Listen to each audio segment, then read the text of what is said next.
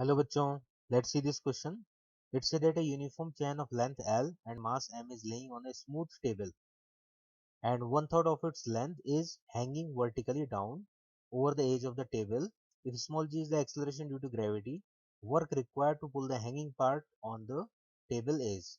Four options are given here and 1985 में question पूछा गया था.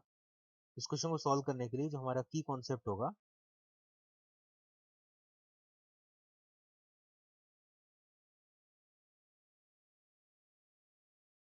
वो होगा work done equal to change in potential energy और we can say final potential energy minus initial potential energy. जैसा कि क्वेश्चन में इंफॉर्मेशन यहाँ पर गिवन है, एक टेबल लेना है हमें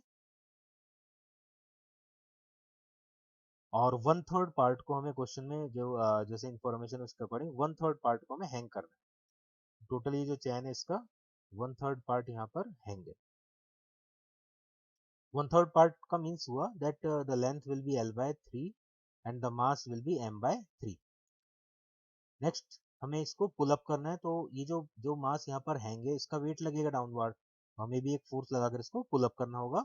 तो फाइनली यहाँ पर जब हम पुल अप कर लेंगे तो कंप्लीट जो केबल है, कंप्लीट चैन है, वो इस टाइप से टेबल के ऊपर आ जाएगी. तो यहाँ पर हम बोल सकते हैं कि इसका ऊपर शिफ्टिंग हो गया अपवर्ड. तो ये हो गया इनिशियल कंडीशन, इनिशियल डायग्राम, और ये हो गया फाइनल कंडीशन या फाइनल डायग्राम. क्वेश्चन को सॉल्व करने के लिए हम यहाँ पर एक रेफरेंस ले लेते हैं. सपोज ये हमारा रेफरेंस हो गया कैलकुलेशन करने के लिए. यहाँ पर ये पोटेंशियल जीरो है, तो जो अपर पार्ट है इसका तो पोटेंशियल हो गया जीरो. हैंगिंग पार्ट का पोटेंशियल नेगेटिव होगा बिकॉज रेफरेंस के नीचे है ये पार्ट.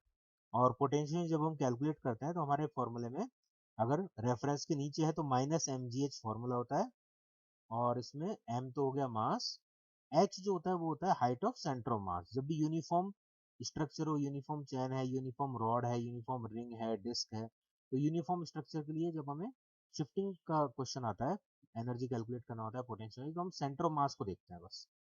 ठीक है ना. तो इसमें यहाँ पर हम मास पुट करते हैं पहले. इनिशियल जो हैंगिंग मास है ये है m/3, स्मॉल जी रहेगा. नेक्स्ट है हाइट ऑफ सेंटर मास, तो यहाँ पर टोटल लेंथ है L/3, तो जो सेंटर ऑफ मास होगा वो तो मिड पॉइंट पे होगा.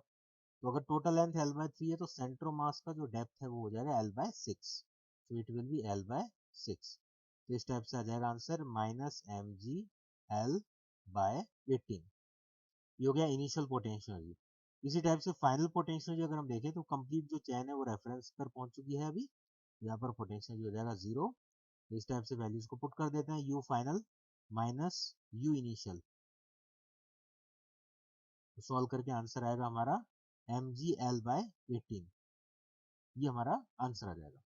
सेकंड, हाँ, हम इसको एक और मेथड से सॉल्व कर सकते हैं, सिंपल जो वर्क डन मेथड है.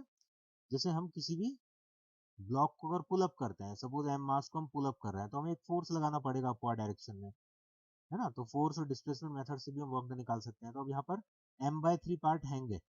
इधर अगर हम देखें चैन का पार्ट m/3 हैंगे, तो इस पार्ट का जो वेट है वो हो जाएगा m/3 इंटू जी कर देंगे ग्रेविटी के कारण. तो m/3 इंटू जी, ये तो वेट हो गया. तो इसको अगर हमें पुल अप करना है तो हमें फोर्स भी इतना ही लगाना पड़ेगा. डिस्प्लेसमेंट अगर हम देखेंगे तो सेंटर ऑफ मास का यहाँ पर डिस्प्लेसमेंट देखा जाएगा जो कि L/6 होगा. टोटल लेंथ है चैन का L/3, तो सेंटर ऑफ मास का शिफ्टिंग होगा इधर L/6. तो सेंटर ऑफ मास का मेनली हमें शिफ्टिंग देखना होता है, तो सेंटर ऑफ मास का शिफ्टिंग L/6 हो गया, ये डिस्प्लेसमेंट हो गया. तो इस टाइप से भी हम वर्क कैलकुलेट कर सकते हैं. Force mg/3, displacement L/6, and force on displacement are parallel, so angle will be 0. So final answer will be mg L/18.